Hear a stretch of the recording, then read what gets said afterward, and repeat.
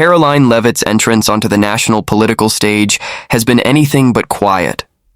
As a sharp, determined young woman with a bold voice and clear principles, she has drawn significant attention, not all of it kind. Amidst her rising profile and political accomplishments, she found herself at the center of a firestorm, not because of her policy positions or professional conduct, but because of her personal life. Specifically, her marriage became the subject of an orchestrated wave of criticism and ridicule, fueled by outlets and voices that, instead of engaging in substantive debate, chose to attack her for her personal choices. The focus of the scrutiny was not subtle. Critics zeroed in on her husband's age, labeling the relationship as unconventional and suggesting she had married for money or status. In an effort to belittle her integrity and undermine her independence, media personalities and political operatives threw around labels like airhead, gold digger, and child bride, all while completely ignoring the fact that she has consistently proven herself as a capable and committed political communicator. These personal jabs weren't just cheap, they were calculated, attempting to delegitimize her voice in the political conversation by painting her as superficial or dependent. What makes this especially galling is the double standard on display. Men in politics rarely, if ever, face this kind of invasive speculation about their romantic relationships. When they marry younger women or have partners with different life paths, it's viewed as a personal choice, often completely separate from their professional legacy. Yet in Karoline's case, her opponents tried to fuse her private decisions to her public role in order to diminish her professional stature. This reveals something much deeper than mere gossip. It exposes a cultural hypocrisy where young women in power are too often subjected to condescension, suspicion, and infantilization. Rather than retreat or allow these attacks to define her, she confronted them directly. In interviews and public statements, she responded with clarity and confidence, refusing to let her personal life be used as a weapon to undermine her work. She explained her relationship not as something scandalous or calculated, but as the genuine bond between two people who share values, goals, and affection. Her message was simple. Personal lives should not be weaponized, and love, no matter how unconventional in the eyes of critics, should not be used as a justification to silence or belittle. In facing the fire, she didn't just defend herself, she flipped the script.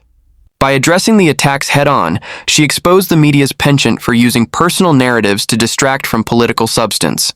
She turned the spotlight back on the people who had launched the attacks, highlighting the shallowness of a system that would rather focus on her wedding vows than her policy acumen. The fact that so many commentators jumped at the chance to reduce her to a stereotype said far more about them than it did about her. Beyond her individual case, this moment reflects a broader issue facing young women in leadership. The scrutiny over appearances, relationships, and personal choices is a weight that too many rising professionals are forced to carry. Instead of being evaluated by their ideas, experience, or vision, they're often boxed in by narratives created by people who are uncomfortable with their presence. It's a quiet form of gatekeeping, one that aims to keep power structures intact by sowing doubt about the credibility of women who dare to step forward. Karoline Leavitt's response resonated because it struck at the heart of this imbalance. She wasn't just defending her own relationship, she was standing up against the culture of belittlement that so many others have faced in silence.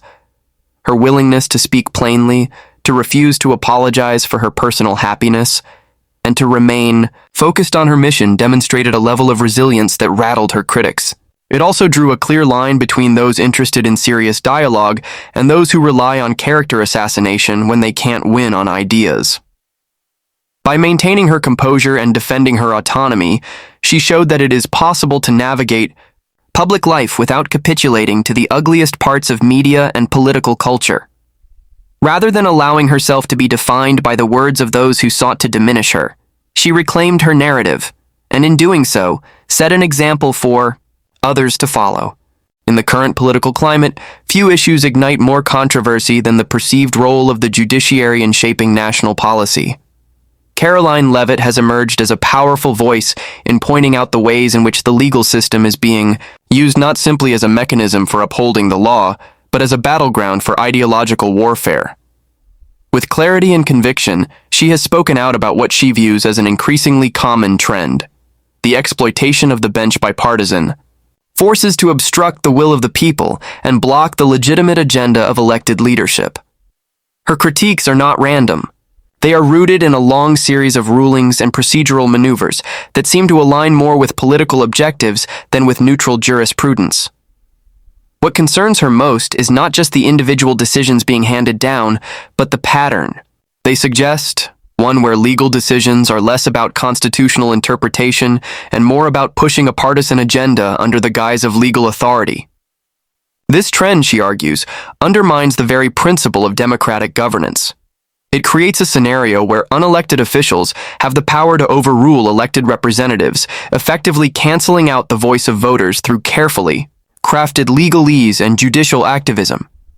She has repeatedly warned that the legal system should not be a tool to wage political battles that were lost at the ballot box. For her, this is not a hypothetical concern. It is a direct threat to the foundational structure of the republic. When courts are used to stall executive actions, delay policies, or manipulate interpretations to align with ideological leanings, it distorts the balance of power and erodes public confidence in the institutions meant to serve justice impartially.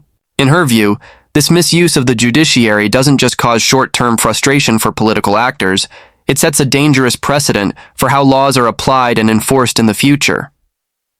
Leavitt has also been vocal about the growing trend of judge shopping, a legal strategy where activists and political groups file lawsuits in specific districts or circuits known for having sympathetic judges. She sees this tactic as a deliberate attempt to engineer favorable rulings by exploiting known ideological biases within certain segments of the judiciary. This process, while technically within the bounds of legality, strikes her as ethically dubious and fundamentally unfair. It bypasses the normal, balanced application of justice and turns legal challenges into scripted performances, complete with predetermined outcomes. The public often sees these judicial moves as dry and procedural, but Leavitt has made it her mission to explain their real-world consequences. She argues that every time a policy is blocked or delayed by an activist ruling, the people who voted for that policy are effectively silenced. Whether it's related to national security, economic reform, or immigration policy, each legal blockade disrupts momentum, muddies the message, and creates confusion among citizens who begin to wonder whether their votes matter at all. She makes it clear that this isn't about removing checks and balances, it's about preserving them by making sure that the judiciary does not drift into the role of shadow legislature. Her stance isn't rooted in disdain for the courts, but in a deep respect for their proper role. She sees the judiciary as one of the most important guardians of the Constitution, but only when it acts within its prescribed boundaries. When judges begin to legislate from the bench, reinterpret statutes to suit personal or political preferences, or prioritize ideology over impartiality, they weaken the institution they are meant to protect. In such instances, justice is no longer blind, it is carefully curated to produce outcomes aligned with a particular worldview. Leavitt's warnings have found an audience among those who feel increasingly alienated by a system that seems more responsive to special interests and elite legal maneuvering than to the everyday concerns of citizens. She has tapped into a growing frustration among voters who feel that even when they win at the ballot box, they lose in the courtroom. By highlighting these frustrations and giving them a voice, she has positioned herself not just as a spokesperson for an administration, but as an advocate for restoring balance to a system that many believe is veering off course. Her approach is unflinching, grounded in both principle and pragmatism. She's not calling for the dismantling of the courts or the dismissal of judicial review. She's calling for restraint, responsibility, and a recommitment to the rule of law as it was intended, not as a political weapon, but as a shield for liberty. Through her words and actions, she challenges the country to look closely at how power is exercised and whether that power is truly serving the people it claims. Karoline Leavitt has been unafraid to shine a light on the undercurrents of influence that ripple through the judicial system, particularly when it comes to conflicts of interest that often go unnoticed or unchallenged. With sharp focus, she has raised questions about the integrity of the legal process when those entrusted with impartial decision-making have personal or familial ties to political causes or candidates. For her, this is not about conspiracy or partisan gamesmanship. It's about transparency, accountability, and preserving public trust in institutions that are meant to rise above the political fray. The foundation of her concern lies in a simple but vital principle. Justice must not only be done, it must also be seen to be done. When a judge presides over a case with national implications, especially one involving contentious political matters, every detail of their background becomes relevant to how the public perceives the fairness of their decisions. Leavitt has pointed out that in several high-profile cases, the judges involved have close personal connections to political figures, advocacy groups, or donors who have a clear stake in the outcome of the rulings. One specific issue she has brought to light is the financial involvement of judges' spouses in political activities. In several instances, judges have been called upon to rule on matters affecting major policy initiatives, while their family members have made substantial donations to partisan organizations or candidates that stand in direct opposition to those policies. These donations, sometimes totaling tens of thousands of dollars, aren't illegal. But they raise ethical questions about whether a judge can remain truly neutral when their household is actively supporting one side of the political spectrum. Leavitt's argument is not about guilt by association. It's about the appearance of bias and the consequences that perception has on the legitimacy of judicial rulings. When a ruling that halts or obstructs a national policy comes from a judge with such familial connections, it becomes increasingly difficult for the public to believe the decision was made on purely legal grounds. Instead, it fuels the belief that the judiciary has been quietly co-opted by ideological interests, operating behind the mask of impartiality while advancing a specific agenda. Her willingness to call attention to this issue has drawn both praise and criticism. Supporters commend her for speaking truth to power and refusing to tiptoe around subjects that many in the political world would rather ignore. Critics accuse her of attacking the judiciary, but she is careful in her framing. The problem isn't the institution itself, it's the lack of transparency and the double standards applied to those who are supposed to be arbiters of fairness. When judges are allowed to remain on cases despite glaring potential conflicts, it sets a precedent that ethical standards are flexible when they should be absolute. In her view, if public officials in the executive or legislative branches were found to have similar undisclosed personal connections influencing their work, they would be held to intense scrutiny and demands for recusal or resignation. The same standard should apply to the judiciary. Recusal isn't an admission of wrongdoing.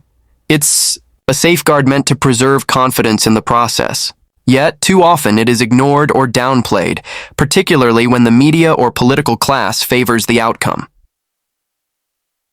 By exposing these conflicts, Leavitt is advocating for a judiciary that holds itself to the highest ethical standards, not one that hides behind titles or legal tradition. She believes that the law must be applied equally and impartially, and that means confronting even uncomfortable truths about who is making the decisions and under what influences. To her, it's about restoring faith in a system that is supposed to stand above partisanship and personal gain. Her broader concern is about erosion, not of laws themselves, but of the public's belief in the fairness of the legal system. When people start to think that court rulings are based more on politics than principle, that erosion turns into cynicism, and cynicism into disengagement. She sees this as a threat not just to governance, but to the idea of justice itself. That's why she continues to press forward, naming what others ignore, and demanding a system where accountability applies to everyone, no matter their robe, title, or connections. Karoline Leavitt has never been one to stay silent when facing media misrepresentation. With a fierce dedication to clarity and truth, she has pushed back against the growing trend of dishonest coverage, especially coverage that seeks to distort policies, rewrite intentions, and redefine her message to fit a pre-approved narrative. Time and again, she has stood at the podium, not just to deliver talking points, but to directly challenge a press culture that, in her view, is more invested in manufacturing outrage than reporting facts. She has witnessed firsthand how easily a statement policy, or initiative can be taken out of context, reshaped into something it never was, and broadcast across headlines in a matter of minutes. This manipulation doesn't just mislead the public, it creates a barrier between voters and the truth. Rather than informing people, much of what is broadcast simply reinforces pre-existing biases, often at the expense of accuracy or fairness. Leavitt has called this out with precision, arguing that the media has abandoned its role as a neutral observer and instead positioned itself as a political actor in its own right. From her earliest days in the public eye, she made it clear that she would not tiptoe around media narratives designed to delegitimize her work or the work of those she represents. She has taken tough questions head-on, answered with substance, and refused to play into the theatricality of the press room, where some journalists seem more interested in viral moments than meaningful dialogue. Her approach has been to strip away the performance and bring the conversation back to the actual policies that affect everyday Americans. She has been especially critical of the way major issues like immigration, trade, and national security are covered. Instead of focusing on the tangible impacts of policy, how it helps working families, protects borders, or boosts manufacturing, coverage often centers on drama, personality, or perceived tone. Complex legislative efforts are reduced to sound bites, while significant achievements are ignored altogether in favor of scandal chasing. For Leavitt, this isn't just frustrating, it's damaging to the national discourse. When news becomes entertainment and facts are filtered through political agendas, the country loses its ability to have honest, productive debates. One of I. Her most consistent messages has been the importance of going around the traditional media to reach people directly. Whether through social media, town halls, or alternative news outlets, she has championed the idea that leaders must communicate plainly and directly with the public. She believes the gatekeepers who once controlled the flow of information no longer deserve blind trust. Instead, she urges citizens to think critically, verify sources, and seek out the full picture, not just the version packaged for clicks. Her defiance has not gone unnoticed. She's been labeled combative, unapologetic, even too aggressive in how she handles the press. But for her, that criticism only proves the point. When a woman stands firm, doesn't flinch, and refuses to apologize for speaking the truth, the reaction is often swift and dismissive. She has used those moments to highlight the double standard that exists in political communication, where confidence in a man is seen as strength, but in a woman, it's viewed as arrogance or hostility. Rather than backing down, she's leaned into it, setting an example for young women watching how leadership can look like conviction, not compliance. Leavitt has also made it a point to remind the public that the media does not represent them. It represents itself. The interests of cable networks, legacy newspapers, and digital platforms are not aligned with the priorities of working-class families, small business owners, or farmers in rural communities. The media's obsession with scandal and spectacle rarely touches the real concerns of Americans trying to make ends meet. She has used her platform to elevate those voices, bringing their issues to the forefront even when the cameras would rather focus elsewhere. In doing so, she's reframed the role of press secretary into something more dynamic and confrontational, not in the sense of hostility, but in the sense of holding power to account, even when that power wears a press badge. Her willingness to call out falsehoods, demand fairness, and fight for truth has reshaped how many view media relations in the political sphere. To her, the press is not above critique. It is a player in the political arena, and like any other player, it must be challenged when it strays from its responsibility to inform rather than manipulate. Karoline Leavitt's boldness in the face of criticism, her sharp defense of constitutional principles, and her refusal to be defined by anyone's expectations have all marked her as a unique figure in today's political landscape. She doesn't shy away from conflict, not because she seeks it, but because she believes that standing firm in truth is more important than gaining favor with institutions that have long since abandoned neutrality. Whether facing off against a biased media narrative or exposing cracks in the legal system, she has proven that clarity and courage are far more effective than compliance. Her journey has revealed a recurring theme, a willingness to challenge entrenched systems of power. This has made her a target, but it has also made her a leader, She has taken the arrows that come with being outspoken, young, and principled, and used them as fuel to push forward. At every turn, her critics have underestimated her, but rather than retreat, she has met every attempt to silence her with even greater resolve. The accusations, the mockery, and the dismissals have only highlighted her authenticity in contrast to the scripted performances of those who seek to discredit her. At the heart of her message is a powerful idea that the American people are not helpless spectators in their own democracy. She insists that voters have a right to know who is making decisions, who is influencing them, and who is benefiting behind closed doors. Her drive to expose corruption, bias, and manipulation is not rooted in partisanship, but in a deeper desire to restore transparency and fairness to a system that too often rewards secrecy and spin. Her work has opened eyes, sparked conversations, and reawakened a belief that accountability is not a relic of the past. It's still possible when leaders are willing to fight for it. Leavitt's presence also represents something bigger than herself. She's part of a generation stepping into leadership with fire, fearlessness, and a refusal to be sidelined by outdated narratives. Her example proves that youth is not a weakness, that conviction is not a liability, and that truth-telling is not only necessary, it's non-negotiable. She doesn't wait for permission, and she doesn't ask for applause. She stands her ground, says what needs to be said, and walks into every fight with the belief that courage matters more than comfort. In a political world filled with theatrics, her straight-talk approach cuts through the noise. She brings a ETE level of authenticity that resonates with people who are tired of being talked down to or misled.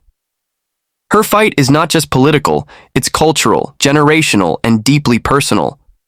It's a fight for truth, for integrity, and for the right to speak without fear, lead without compromise, and serve without selling out. That's what sets her apart, and that's why her voice matters now.